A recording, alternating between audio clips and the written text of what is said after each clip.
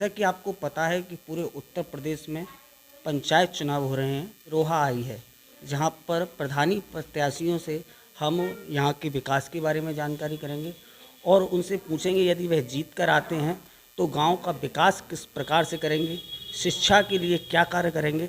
तो हमारे साथ मौजूद हैं नीलम जी। हम नीलम जी से, जो कि यहाँ पर प्रधानी के प्रत्याशी के रूप में खड़ी हुई हैं, उनका चुनाव चिन्ह है कार। तो हम उनसे अब बात करते हैं कि वह किस विजन को लेकर प्रधानी का चुनाव लड़ रही हैं और उनकी क्या मंशा है इस क्षेत्र के लिए। क्या यहाँ विकास पहले हो पाया है या नहीं हो पाया है। हम चलते हैं नीलम जी के पास। तो नीलम, नमस्कार, मेरा नाम नीलम कुमारी है और मैं ग्राम पंचायत सिहोरा से प्रधान पद की उम्मीदवार हूँ और मेरा चुनाव चिन्ह आया है कार, मुझे मिला है। उसके लिए मैं अपना प्रचार प्रसार कर रही हूँ। और तो आप मैं सबसे पहले यही सवाल पूछूंगा कि इस क्षेत्र में बुनियादी ज़रूरत क्या है, क्या यहाँ विकास हुआ है या नहीं हुआ है। पहले तो मैं यहाँ के विकास पे एक नज़र डालना चाहूँगी कि हमारे गांव में मान लीजिए लगभग 30 साल से पंचायत चुनाव होते आ रहे हैं और 30 साल में अगर देखा जाए तो एक ही स्टार्टअप होता है लोगों का कि पानी और रोड, पानी और रोड। लगभग 30 सालों में पानी और रोड की समस्या मेरे गांव की पूरी नहीं हुई है। तो मुझे लगता है कि जो लोग यहाँ पे रहे हैं, मैं किसी को टारगेट नहीं कर रही हूँ, परंतु मैं कहना चाह रही हूँ कि जो 30 सालों से यहाँ पे रहे हैं वो पानी की और रोड की समस्या ख़त्म नहीं कर पाए, तो आगे का तो सोचेंगे जब, क्योंकि हमें आगे बढ़ के सोचना पड़ेगा। अब सेंट्रल गवर्नमेंट ही थोड़े ना रोज़गार देती रहेगी, हमें उद्योगों की शुरुआत करनी पड़ेगी। जब हम छोटे छोटे उद्योग करेंगे तो यहाँ पे अपने आप ही रोज़गार बढ़ता चला जाएगा। तो ये हमें सोचना पड़ेगा गांव के लिए, क्योंकि लगभग 5,000 की नौकरी करने के लिए यहाँ से मथुरा व्यक्ति जाता है, 2,000 खर्च हो जाते हैं, 3,000 उसके बचते हैं। अब 3,000 में क्या वो अपने आप को और 2 बच्चों को पाल सकता है?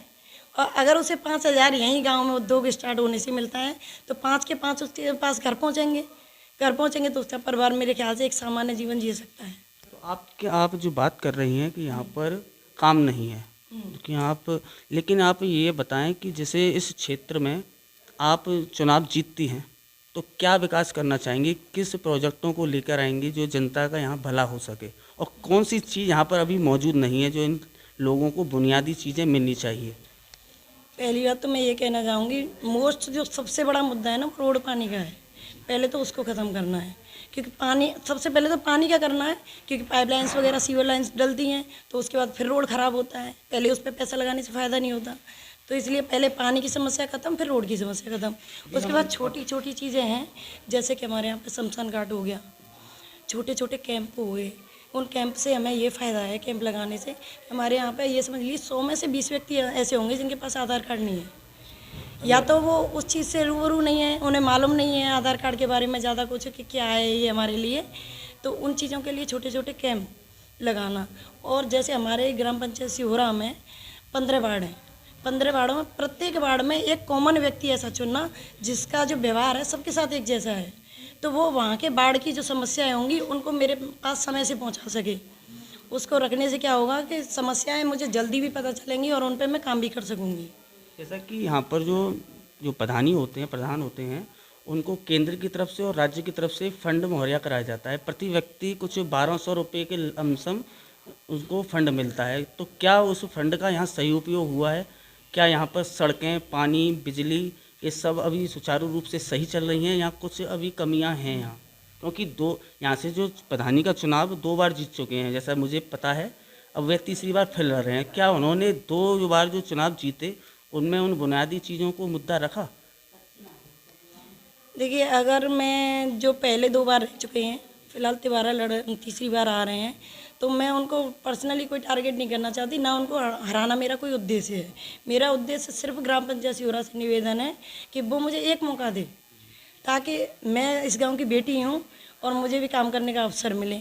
और बाकी उन्होंने जो किया है शायद अपनी जो सोच है, सोच समझ के अनुसार अच्छा ही किया होगा, बाकी मैं अपनी सोच समझ के अनुसार अच्छा करना चाहती हूँ। जैसा कि सबसे प्रथम होता है शिक्षा। इस गांव में स्कूलों की क्या दशा है? शिक्षा किस तरह से यहाँ पर पहुँची है? क्या यहाँ पढ़ने वाले लोग हैं? क्या बच्चियाँ यहाँ पढ़ने जाती हैं? क्योंकि सबसे बड़ी होती है बच्चियाँ हर जगह पढ़ने नहीं जा रही, कई गाँवों में हमने ये भी देखा है। तो यहाँ की स्थिति क्या है और आप क्या करना चाहेंगी उसके लिए? देखिए, एजुकेशन डेवलपमेंट के बारे में अगर यहाँ पे देखूँ तो शायद ही बहुत कम बच्चे हैं जो पढ़ने नहीं जाते। मोस्टली बच्चे पढ़ने जाते हैं, परंतु उनका जैसे प्राइमरी हमारे प्राथमिक स्कूल्स हैं, वहाँ पे जो बच्चे पढ़ रहे हैं, अगर 3rd क्लास के बच्चे को मैं देखूँ तो वो 1st क्लास को भी कवर नहीं करता। 1st क्लास का अगर मैं उसे पूछना शुरू करूँ कि बच्चा 1 to 10 सुनाओ या ऐसे कोई भी क्वेश्चन करती हूँ तो वो कवर नहीं कर पाते, ये मैंने देखा है। तो मुझे नहीं लगता कि प्राथमिक स्कूल्स हैं जो ज़्यादा अच्छा डेवलपमेंट कर रहे हैं। हालांकि अभी बढ़ने लगा है, CBSE में कन्वर्ट होने लगे हैं वो इंग्लिश मीडियम में, तो उसका थोड़ा रिजल्ट अच्छा उभर के आ रहा है। परंतु कहते हैं ना, गवर्नमेंट सेवाएं वो गवर्नमेंट की तरह चलती हैं, आधी पड़धी, या तो लोग उन्हें पहुंचा नहीं पाते या फिर हम अपने हित को ले नहीं पाते। मतलब आप कहना चाहती हैं कि यहाँ जो सरकारी योजनाएं हैं वे गांव वालों को नहीं मिल रही हैं? हाँ जी, सरकारी योजनाएं पूरी गांव वालों को नहीं मिलती, क्योंकि मैंने घर घर में गई हूँ और मैंने देखा है कि कुछ विधवा लेडीज़ें ऐसी हैं जिनके पास विधवा पेंशन नहीं है, और वो वाकई उनको मिलनी चाहिए, ऐसा नहीं है कि नहीं मिले, कि हक है उनका। और कुछ लेडीज़ें ऐसी हैं जो वृद्धा हैं, उनको वृद्धा पेंशन नहीं मिल रही। तो ऐसे करके बहुत सारी सेवाएं हैं जो गांव तक पहुंच नहीं पाती। तो ऐसा है क्योंकि ये उनको शायद जानकारी ना हो, क्योंकि गांव में ज़्यादातर लोग पढ़े लिखे कम होते हैं। हाँ, अब नई जनरेशन जो आ रही है वो पढ़ी लिखी है और पढ़ने भी जा रही है, पुराने हैं उनको नहीं, शायद ना पता हो कि इस तरह की। तो यही कार्य होता है प्रधानी का, जो प्रधान होता है उसका यही कार्य है कि वह सरकारी योजनाओं को गांव के अंतिम व्यक्ति तक पहुंचाए। तो उसका कार्य यहाँ पर आपके कहने के अनुसार नहीं हो रहा है। तो मैं एक बात और आपसे जोड़ना चाहूँगा कि गाँव में ज़्यादातर जाति समीकरण को ध्यान में रखकर ही प्रत्याशी चुनाव में उतरते हैं, तो यहाँ का क्या माहौल है? कौन जाति समीकरण कर रहा है या हो रहा है? आप देखिए, मैं फ़िलहाल तो अपना जब ग्राम पंचायत चुनाव लड़ रही हूँ, प्रचार प्रसार कर रही हूँ, तो वैसे मैं चौधरी परिवार से बिलोंग करती हूँ, लेकिन मैंने अपने नाम के पीछे से चौधरी को दूर रखा है, क्योंकि जब मैं एक व्यक्तिगत जाति को अपने पीछे से हटाऊंगी तभी तो दूसरे लोगों को एक करके लाऊंगी। जब मैं अपने नाम के पीछे चल रही हूँ डेवलपमेंट उसे करके, तो मैं दूसरों से कैसे कह सकती हूँ कि आप एक आइए। हालांकि मैं ये नहीं कहती कि अपनी जाति का नाम रखना गलत है, रख सकते हैं, परंतु मेरा मानना ये है कि मैं इन चीज़ों को अपने आप से हटाऊंगी। जिन जिन चीज़ों को मैं फॉलो करूंगी उन्हीं को मैं फॉलो करवा सकती हूँ। कोई भी रूल्स रेगुलेशन हो, जब मैं फॉलो नहीं कर रही हूँ मैं कैसे करवाऊँगी। अभी मेरे यहाँ के कोविड-19 के रूल्स आए हैं, उसके अकॉर्डिंग हम 5 से 6 व्यक्ति ज़्यादा भीड़ भाड़ नहीं कर सकते, तो हम प्रचार प्रसार में भी 5 से 6 या 7 व्यक्ति जाते हैं और अपनी दूरी भी मेंटेन करके रखते हैं, कोशिश करते हैं और रखी जाए। बाकी तो इतना हो नहीं पाता, पर पूरी कोशिश करती हूँ। वैसे चुनावों में गाइडलाइन तो कई बनाई जाती हैं चुनाव आयोग के द्वारा ही, क्योंकि दारू एक सबसे बड़ा मुद्दा है गाँव में, कि दारू पिलाकर वोट को इधर उधर किया जाता है। यहाँ का क्या हाल है? यहाँ होता है ऐसा? यहाँ वैसे सुनने में तो आता है, ये कभी कभार ऐसा भी होता है, 1-2 व्यक्ति टकरा जाते हैं या मिल जाते हैं कि यहाँ पे दारू बट रही है, आप नहीं पिला रहे हो। तो साफ बात मैं ये कहना चाहती हूँ, अगर कोई भी प्रत्याशी दारू बांटता है तो पहली बात तो वो गलत है, वाकई गलत है, क्योंकि ये गलत यूँ है, देखो जो पी रहा है वो तो पी रहा है, परंतु हर 2 साल में कोई ना कोई चुनाव होता है। हर 2 साल में मान लीजिए करीब 12 साल से लेके 17 साल तक के बच्चे, एडल्ट हम 18 साल को कहेंगे, पर 17 साल तक के जो बच्चे हैं वो बिगड़ जाते हैं, दारूबाजी उनको शुरुआत हो जाती है, तो वो चुनाव की कारण ही हो जाती है। क्योंकि चुनाव में दारूबाजी ज़्यादा होती है, वो चालू हो गई, बच्चे को एक लत शुरू हो जाती है, फिर तो वो अपने पैसे से करेगा, अभी फ्री का मिल रहा है। तो ये प्रत्याशियों का करना जो है बहुत गलत है मेरी नज़र में।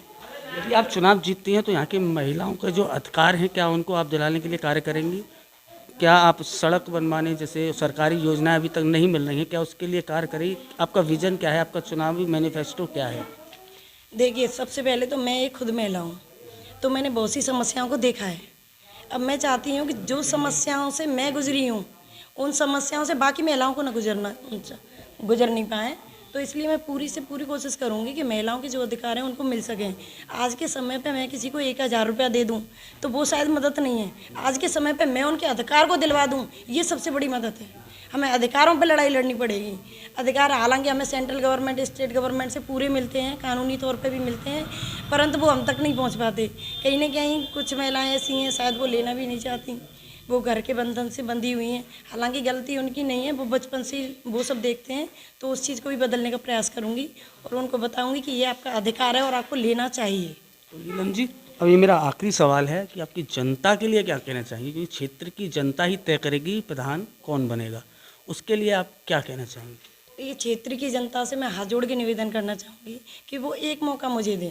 इससे देखो एक ही फ़ायदा नहीं, दो होने वाले हैं। एक तो मैं गांव के अच्छे के लिए आई हूँ कि गांव में बदलाव कर सकूँ और यहाँ की जो कमियाँ हैं उनको दूर कर सकूँ, और दूसरा फ़ायदा ये है कि हमारे यहाँ पे बेटियों को एक अच्छा अवसर देखने को मिल रहा है कि उनके साथ से कोई खड़ा है। महिलाओं को एक अच्छा अवसर मिल रहा है। हालांकि मेरे यहाँ पे महिलाएं हुई हैं पहले, पर महिलाओं ने काम नहीं किया। उनके यहाँ के जो पुरुष प्रधान देश जैसे बोला जाता है वही काम रहा है, परंतु यहाँ पर काम करने का उद्देश्य मेरा ही है और मैं ही करूँगी। मेरा जो परिवार है राजनीतिक पार्टी से नहीं है, ना राजनीति में कोई इंटरेस्ट लेने वाला है। ये मेरा ही है क्योंकि मैं समाज सेवा से जुड़ी हूँ। तो जैसे आप बता रही हैं कि राजनीति से आपके परिवार को, तो आप राजनीति में कैसे आ रहे हैं? देखिए, राजनीति में आने का मेरा मेन उद्देश्य था, मैंने एक चीज़ देखी है कि जो समाज सेवा है वो कीड़ा थोड़ा मेरे अंदर है, समाज सेवा करने का, लोगों की मदद करने का। अपने अनाथ आश्रम वगैरह में मैं गई हूँ, जाती हूँ, देखती रहती हूँ, तो बहुत सी समस्याएं हैं और रास्ते में देख रही हूँ लोग बार भीख वगैरह मांगते हैं। तो ये शायद कहीं ना कहीं अधिकारों से वंचित रहने की वजह से है कि उनके पास अधिकार नहीं पहुँच रहे या उनको मालूम नहीं पड़ रहा कि हमारे अधिकार क्या हैं। तो इन्हीं चीज़ों को देखते हुए मैंने समाज सेवा का देखा। अब जो समाज सेवा की बात आती है तो अधिकारों के लिए लड़ना हो या किसी के भी लिए लड़ना हो तो मेन समस्या आ जाती है धन की। आर्थिक स्थिति से बहुत लोग पीछे हैं। जब धन समाज सेवा के लिए, समाज के व्यक्तियों के लिए ही तो पॉलिटिक्स में आ रहा है। पॉलिटिक्स में कोई व्यक्तिगत लाभ के लिए तो नहीं है, समाज के लिए है, समाज सेवा है वो। तो जब वो आ रहा है तो वो उन तक नहीं पहुँच रहा। मैं कितना कमा लूँगी? क्या आपको लगता है जो चुनाव में चुनाव आयोग एक धनराशि प्रत्याशियों के प्रचार के लिए करता है, उससे ज़्यादा खर्च हो रहा है इस क्षेत्र में? देखिए, खर्च तो जिस तरीके से मैं देख रही हूँ, लोगों का कहना होता है, मेरे सुनने में आता है कि किसी ने लाखों की दारू पिला दी, किसी ने कुछ कर दिया, कोई 10-10, 20-20 कार लेके निकल गए। तो इसके हिसाब से अगर देखा जाए 75,000 रुपीज़ हमारे लिए ग्राम पंचायत ग्राम प्रधानों के लिए रखा है। तो 75 में शायद मुझे नहीं लगता कि इस तरीके से कवर हो पाएगा उन लोगों के हिसाब से, परंतु मैं अपना कर सकती हूँ क्योंकि मेरी क्षमता इतनी ही है। धन्यवाद, आप हमारे साथ जुड़ी। तो हमारे साथ मौजूद थी ग्राम पंचायत सिरोहा से नीलम जी। तो उन्होंने अपने बारे में बताया, अपने विजन के बारे में बताया और पंचायत चुनाव को लेकर जो यहाँ पर सहगर्मियाँ चल रही हैं उन सब पर बात की। यहाँ पर दारू को लेकर भी बात की, यहाँ विकास को लेकर भी बात की, शिक्षा को लेकर भी बात की। अब इस क्षेत्र की जनता को ही तय करना है कि वे अपना प्रधान किसको चुने। अभी न्यूज़ के लिए अभी बस इतना ही। मैं श्याम मोनू चतुर्वेदी, धन्यवाद।